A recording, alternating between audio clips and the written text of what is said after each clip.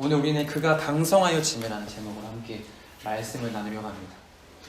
아마 아시는 분들은 다 아시겠지만 저는 지난 몇 달 전에 저의 이동의 편의와 새벽 예배 출입을 위해서 차 하나를 장만하게 되었어요.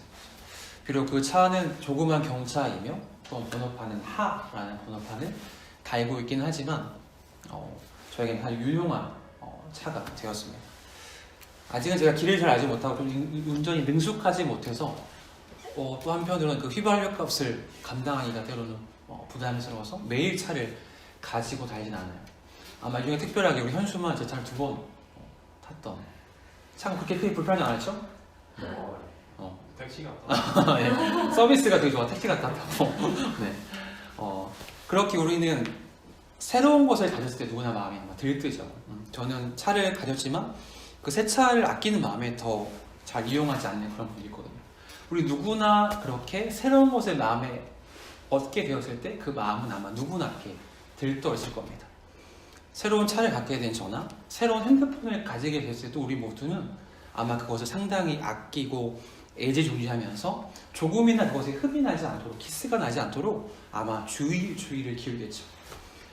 조금이라도 실수로 인해서 차나 핸드폰에 작은 기스라도 생겼더라면 그 상처가 꼭 내 마음에 난 상처같이 가슴 아파하고 괴로워하기도 합니다. 그래서 요즘에는 고가 휴대폰에 보험은 필수인 시대가 되었죠. 저 역시도 몇 달이 지났지만은 제 차를 아끼는 마음에 아직도 제 차 뒤 내부에는 비닐 아직도 다 벗기지 않은 그런 상황이거든요. 그렇게 우리는 다 시간이 흘러가면 그렇게 우리가 아끼던 물건도 내가 귀하게 여기던 물건들도 시간의 흐름 속에서 실증의 마음이 생긴다면 조금씩 처음에 가졌던 마음보다는 그 애정을 잃게 되는 게 또한 우리 인간의 마음입니다. 초반에는 그렇게 차에 혹여나 흠집이 생길까봐 매일같이 차량 보호 커버를 씌우던 사람들이요, 시간이 흘러가고 차가 한두 번 부딪혀서 차가 깨지고 나면 나중에는 그것을 과감하게 청테이프로 그 부품을 붙이는 사람을 본 적이 있어요. 또한 휴대폰에 그렇게 아끼고 기스가 나지 않도록 깨질까봐 앞뒤로 액정 보호 필름을 붙이던 사람들도 시간이 흐르면 집에 가장 먼저 하는 것이 핸드폰을 과감하게 딱 던져놓는 그런 쿨함이 생기는 것이 아마 우리 보통의 마음일 거라 생각을 하게 됩니다. 그런데 이렇게 이것은 물건에 대한 이런 마음만이 아니라 우리 인간관계에 똑같이 작용을 하는 것 같습니다. 처음에 내가 누군가를 사귀고 교제할 때, 특히나 그 상대가 동성이 아니라 이성의 친구라면 더 그런 마음이 가득하겠죠. 알콩달콩 재미나게 즐기고 아껴주다가 시간이 흘러가면 곁에 있는 소중함을 잊은 채 소홀히 하는 게 또한 우리 인간의 마음이기도 합니다. 우리 인간은 어느 누구나 그 처음에 가졌던 그 마음, 그 열정과 그 뜨거움을 유지하는 것이 결코 쉬운 일은 아닌 것 같아요. 그런데 이러한 마음은 내가 무엇인가를 소유했을 때만 얻게 되는 것이 아니라 바로 우리와 우리 하나님과의 관계에서도 똑같이 작용할 수 있다는 거죠. 언제나 우리 곁에 함께 하시면서 나의 필요를 채우시는 하나님께서 날마다 또한 때로 나의 외로움과 아픔 속에 나를 찾아 만나주시고 나를 위로해주시는 하나님의 그 은혜를 때로 우리 잊은 채, 그 감격과 감사를 잊은 채 살아가는 우리의 모습이 없는지 오늘 우리가 한번 함께 생각해 보기 원합니다. 바라기는 오늘 말씀을 통해서 죄된 우리의 모습은 없는지 다시 한번 깨닫게 되고 다시 한번 우리의 마음이 주님을 향한 그 마음이 변질되지 않고 지켜나가기 힘쓰는 저와 여러분이 되기를 주님의 이름으로 축복하며 소망합니다. 오늘 우리는 우시야라는 왕에 대해서 우리가 함께 말씀을 보려 합니다. 우리가 다 읽지는 않았지만 우시야 왕은요, 몇 살에 왕이 됐냐면 16세라는 어린 나이에 왕의 자리에 올랐어요. 16세는 지금 오늘날로 말하면 중3이죠. 중3의 나이에 한 나라를 다스리는 왕이 된 것입니다. 또한 그는 성경이 말하기를 그는 하나님 보시기에 올바른 일을 행했던 왕이라고 그렇게 평가하고 있어요. 26장 4절의 말씀을 보면요, 우시야가 그의 아버지 아마사의 모든 행위대로 여호와 보시기에 정직하게 행하였다라고 그렇게 성경은 우시야를 그렇게 소개하고 있습니다. 또한 5절 말씀을 보면요, 그의 곁에는 날마다 함께 있었던 스가랴라는 사람이 있어요. 이 스가랴는 왕 곁에서 함께 하면서 그에게 하나님을 경외하도록, 그가 하나님을 예배할 수 있도록 가르쳤던 그 스가랴의 지도를 받는 것 또한 열심을 내었던 사람이 바로 우시야 왕이었습니다. 그렇게 우리 하나님께서는 당신을 찾고 구하는 자에게 형통과 평안의 복을 주신다 약속하셨는데, 바로 오늘 말씀인 그 우시야 왕 역시도 그 은혜와 복을 경험하게 되었죠. 우리 26장 5절입니다. 26장 5절을 우리 함께 읽어볼게요. 시작. 하나님의 묵시를 밝히 하는 스가랴가 사는 날에 하나님을 찾았고 그가 여호와를 찾을 동안에는 하나님이 형통하게 하셨더라. 아멘. 그가 스가랴를 통해서 하나님을 찾자 하나님이 그에게 형통함을 주셨다라고 그렇게 말씀하고 있죠. 그 형통함 덕분에 그의 군대는 아주 체계적인 조직을 이루게 됩니다. 또한 그 안에는 훌륭한 장비들과 아주 견고한 기계들이 그 군대 안에는 무장이 되게 되죠. 그렇게 그의 나라는 아주 강해져서 주변국을 제압하면서 조공을 받게 되는 그런 강한 나라, 강한 왕이 되었어요. 근데 우리가 기억할 사실은 그가 이렇게 강해지게 됐던 그 이유가 무엇인가라는 겁니다. 그가 잘나서였을까요? 아니면 그가 똑똑해서였을까? 아니면 그가 집안이 좋은 집에 태어났어. 혹 오늘날로 말해서 금수저 집안이었기 때문에 그가 형통함을 누릴 수 있을까요? 그 모든 것은 다 아니라는 사실입니다. 그가 그렇게 강해질 수 있었던 이유는 바로 하나님의 도우심이 있었기 때문에 그는 강해질 수 있었던 거죠. 여호와 보시기 그렇게 그가 정직하게 행하자 하나님은 그의 모습을 보시고 그를 강하게 하신 겁니다. 이처럼 우리 하나님께서는요, 그분을 찾는 자들 결코 외면하지 않으시고 넘치도록 도우시는 은혜를 가득 채워주십니다. 우리 안에 이러한 믿음이 있거든요. 내가 구할 때에 혹시 그분께서 채워주는 그런 믿음이 우리 안에 있겨납니다. 우리 안에 그런 약속의 믿음이 없다면 이 시간 함께 예배할 때의 그 말씀을 통해서 그 믿어진 역사가 우리 안에 있기를 주님의 이름으로 축복하며 소망합니다. 우리 모두는 바로 다 하나님의 자녀된 자입니다. 그 자녀의 특권이 한 가지 있는데요. 그 특권은 우리는 언제 어디서나 시간과 장소와 상관없이 그것에 구애를 받지 않고 주님께 구할 수 있다는 거예요. 밤이나 낮이나 언제든지. 그런데 우리 인간이 연약하여서 우리 시선이 주님께 향해 있지 않고 문제를 바라보고 있기 때문에 날마다 넘어지고 좌절하고 오히려 그분의 또한 은혜를 우리가 누리며 살아가지 못하는 것입니다. 우리 주변의 많은 세상의 사람들은요, 형통함의 비결, 잘됨의 비결을 눈에 보이는 것에서 찾으려 합니다. 내가 어떻게 하면, 내가 누굴 만나면, 내가 무엇을 배우면 내가 형통함을 얻게 될까라고 그렇게 세상 안에서 형통함의 비결을 찾죠. 그것 때문에 그들은 사주를 본다거나 점을 보거나 그렇게 하지 않습니까? 그런데 우리 믿음의 사람들, 그분의 자녀된 우리들은요, 모든 형통함과 능력의 비결이 오직 하나님께 있음을 우리는 알아야 한다는 겁니다. 그분의 도우심이 있을 때에, 그분이 함께 하실 때에 우리 인생 역시 오늘의 삶 또한 우리가 살아갈 수 있다는 거죠. 오늘도 우리가 함께 예배할 수 있는 이유 또한 바로 그분의 도우심이 있기 때문에 할 수 있다는 겁니다. 예레미야 33장 3절인데요. 우리가 잘 알고 있는 말씀일 겁니다. 너는 내게 부르짖으라. 내가 내게 응답하겠고 내가 알지 못하고 크고 은밀한 일을 내게 보이리라 라고 말씀하시죠. 아마 모두가 동감하겠지만 오늘날 2020년 12월 6일 오늘날 우리 사는 이 시대는 과거의 그 어느 때보다 그분의 뜻을 찾고 구애하는 때를 우리는 살고 있습니다. 아마 모두가 다 동감하실 겁니다.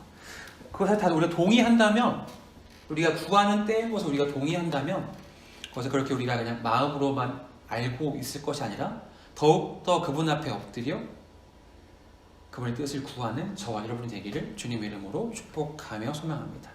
그렇게 구할 때에 우리 삶에는 그분의 평강을 가득 넘치는 삶을 경험하게 될 수 있는 것이죠. 그렇게 오늘 말씀의 우시야는요, 하나님의 도우심으로 인하여서 그의 이름이 만방에 퍼지고 나라가 강성해지는 은혜를 입게 되었습니다. 근데 그렇게 나라가 안정을 찾고 번영을 누리기 시작하자 이제 우시야의 눈이 다른 곳을 향하기 시작합니다. 그동안은 오직 하나님 보시게 행했던 그의 눈이 하나님이 아닌 다른 곳을 향하게 되는 겁니다. 이전엔 그가 결코 생각하지 않았던 문제들이 이제 자신의 영향력을 더 넓혀 나가는 그 욕심 때문에 우시아 마음 가운데 다른 욕심이 생기게 된 것이죠. 그러한 그 욕심이 우시아를 통하여서 들어옴으로 인하여서 우시아는 그렇게 하나님 앞에 죄를 범하게 됩니다. 우시아가 어떠한 죄를 짓습니까? 오늘 말씀해 보면요, 그는 바로 제사장들이 많이 할 수 있는 그 일을 자신이 대신 하려 하죠. 16절인데요 16절을 다시 한번 볼게요. 16절 함께 읽어봅시다. 시작. 그가 강성하여짐에 그의 마음이 교만하여 악을 행하여 그의 하나님 여호와께 범죄하되 곧 여호와의 성전에 들어가서 향단을 분향하려 한지라. 아멘. 그의 마음에 교만이 생기자 이제 여호와께 범죄를 행하게 됩니다. 여기에 범죄하다는 이 단어의 뜻에는 그가 부패하였다라는 그런 의미가 함께 담겨있는 단어입니다. 이제 그가 왕인 그가 자신이 해서는 결코 해서는 안 되는 일, 바로 분향하는 일, 예배하는 그 일을 자신이 하려 하죠. 그렇게 성경은 그가 그렇게 강성해지자 교만해졌다라고 합니다. 교만했다. 그리고 교만한 행위 때문에 그는 왕의 역할이 아닌 제사장의 역할을 그가 하려 하죠. 그의 그 교만한 행위를 막기 위해서 오늘 말씀해 보면요, 80명의 제사장이 그를 막으려 갑니다. 한 명의 왕 때문에 80명이 총 출동한 거예요. 왜 한 거야? 왕, 너 그거 절대 하면 안 됩니다, 왕이요. 왕이 그거 하면은 왕은 결코 하나님의 벌을 받게 될 거예요. 그렇게 80명이 와서 왕을 뜯어 말리지만 왕은 자신을 오히려 제지하는 그 사람들에게 오히려 화를 표출합니다. 19절 전반부에 보면 우시아가 손으로 향유를 잡고 분향하려다가 화를 내는, 왕이 이제 하면 안 됩니다 하니까 오히려 열받는 거야. 너네가 뭔데? 하고 오히려 화를 내는 거죠.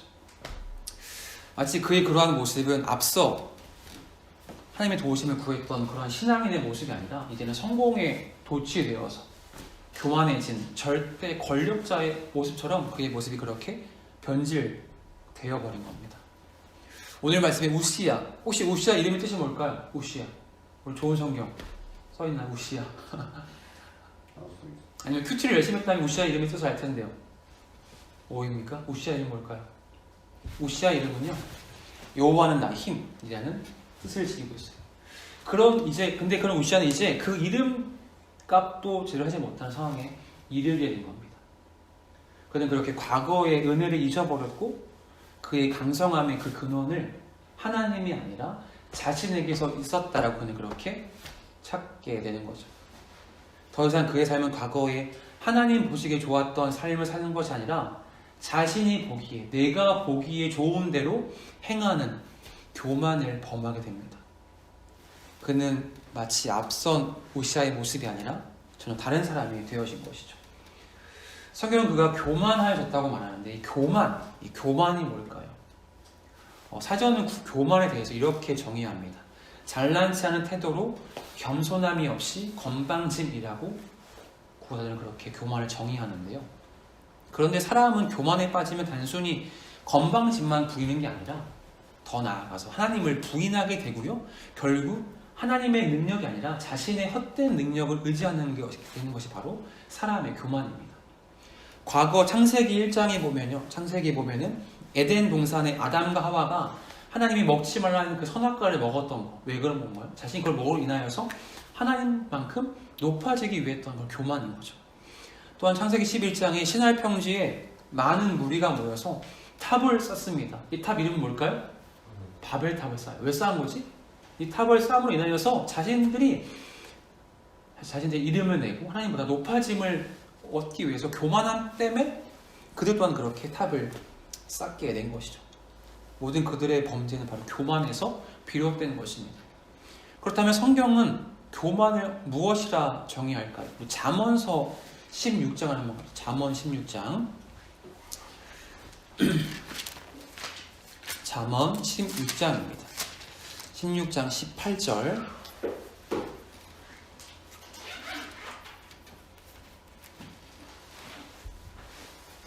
잠언서 16장 18절입니다. 구약 929쪽. 잠언 16장 18절을 우리 함께 읽습니다. 시작. 교만은 패망의 선봉이요 거만한 마음은 넘어짐의 앞잡이니라. 아멘. 조금 더 이 말씀을 쉽게 말하면요, 교만은 결국 멸망을 가져다 주고 거만은 파멸에 이른다, 죽음에 이른다는 그런 뜻을 지닌 겁니다. 그렇다면 우리 인간이 왜 교만에 그렇게 빠지게 되는 걸까요? 그것은 바로 우리가 그분의 은혜를, 하나님의 은혜를 망각하기 때문에 우리는 교만에 넘어지게 되는 것입니다. 그렇게 하나님의 기이한 그 은혜를 깨닫지 못하는 인생은 내 인생에 내가 잘나서, 내가 능력이 높아서, 내 힘 때문에 이루어진 것이라 착각을 하게 되죠. 옛말에 착각은 자유다 하는 그런 말이죠. 하지만 이러한 착각은 너무나 어리석은 행동이며 결국은 그 어리석음 때문에 패망으로 이르게 되는 지름길이 된 겁니다. 또한 한 주석가는 교만을 이렇게 정의합니다. 교만이란 하나님이 정해주신 한계를 넘어서 모든 것을 자기의 손아귀에 쥐려는 태도. 다시 한번 말할게요. 하나님이 정해주신 한계를 넘어서 모든 것을 자기 손아귀에 쥐려는 태도라고 교만을 그렇게 말합니다. 그렇다면 반대로 교만하지 않은 지혜 있는 자는 어떻게 행하는 자이냐면요, 나의 한계를 인정하는 사람, 그리고 인정하고 하나님께 겸손히 나아가는 자가 지혜 있는 자라는 거죠. 어떻게 여러분 동의하실지 모르겠습니다. 그러게 어쩌면 나 자신의 한계를 인정한다는 것, 내가 못합니다라고 나 자신의 한계를 인정하는 것이 뭔가 오늘날 이 무한 경쟁 사회에서는 뭔가 그것이 어리석어 보이고 도태되는 것처럼 느껴질 수 있을 거예요. 하지만 그렇게 내 자신의 한계를 인정하는 것은 우리 믿음의 사람들에게 결코 부끄러운 일이 아닌 우리는 깨달아야 하는 것입니다. 오히려 우리가 그렇게 내 자신의 한계를 인정할 때에 나의 힘을 빼고 내 안에 하나님을 힘입음을 경험할 수 있게 되어지는 거죠. 그렇다고 우리가 한계를 인정한 채 아무것도 하지 않고 손 놓고 포기하는 것이 아닙니다. 하지 않겠지 주님 알아서 하세요가 아니라 우리는 각자의 주어진 자리에서 최선을 다하면서 살아가야 하죠. 하지만 우리가 그런 성공과 형통함에 눈을 멀어서 내가 이 자리에 오르게 된 것이 내 능력이라 오해하지 않고 그분의 도우심과 은혜를 망각한 채 살아서는 안 된다는 사실입니다. 그리고 그렇게 하나님의 도우심과 은혜를 잊는 사람은요, 교만하게 되고 그 교만은 결국 하나님의 능력을 부인하는 길까지 가게 되는 겁니다. 바라긴 이찬 예배는 저와 여러분 우리 모두가 우리 삶 가운데 이러한 어리석음을 범하는 일이 없기를 주님의 이름으로 축복하며 소망합니다. 그렇게 말씀을 우리가 떠나면요, 그분의 말씀을 떠나면 결국 우리는 변심하게 되고, 변심하는 순간 우리는 우시아 왕처럼 변질되게 되어지는 거죠. 우리 19절의 말씀을 다시 한번 볼게요. 다시 한번 역대하로 돌아와서 26장 19절입니다. 19절 함께 읽습니다. 시작. 우시아가 손으로 향료를 잡고 분향하려 하다가 화를 내니 그가 제사장에게 화를 낼 때에 여호와의 전 안 향단겨 제사장들 앞에서 그의 이마에 나병이 생긴지라. 아멘. 그를 막는 사람들에게 그가 화를 내자 그 이마에 나병이 생깁니다. 이 나병은요, 과거 성경은 문둥병이라 말하기도 했고, 이 나병은 과거에 말하기를 이것은 저주받은 병이라고 말했던 게 바로 나병이에요. 그가 화를 내자 그래서 즉시 그는 이마에 나병이 생기죠. 그렇게 우시아는 과거에 많은 사람들에게 부러움을 독차지했던 그 우시아 왕이 이제는 나병 환자로 되어서 인생을 정리하게 이르게 된 거죠. 그는 병으로 인하여서 이제는 여호와의 전에 머물지 못하고 자신의 왕궁에도 가지 못해요. 그는 그렇게 별궁으로 가게 돼서 오늘날로 말하면 격리가 되어져서 그냥 생활을 하게 됩니다. 왕이었던 그는 그렇게 아주 홀로 추락한 인생의 패배감 속에 마지막을 살아가게 된 것이죠. 또한 21절도 말하는데요, 제가 읽을게요. 우시아 왕이 죽는 날까지 나병 환자가 되었고 나병 환자가 되매 여호와의 전에서 끊어져 별궁에 살았으므로 그의 아들 요담이 왕궁을 관리하며 백성을 다스렸더라. 아멘. 그렇게 하나님의 은혜를 잊어버린 자의 결과 그 인생은 추락하는 인생의 결말을 맞이하게 되죠.